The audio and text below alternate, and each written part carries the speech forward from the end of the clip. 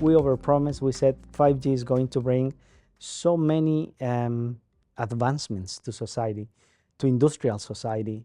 We are going to be able to have a really fast, ultra-low latency network, and at the same time, a massive connectivity network that's everything's going to be connected, and the network is going to be stable and it's going to be capable to support.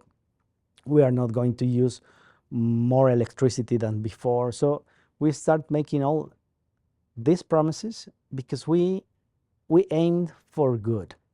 We wanted good things to happen, and therefore we designed 5G with all these good intentions.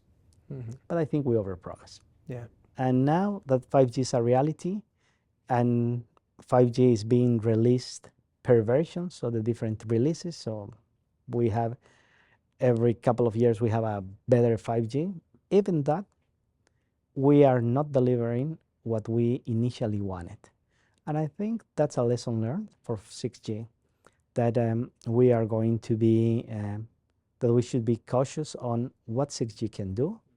And I personally think that 6G, it's addressing the promises that 5G didn't live up to such promises.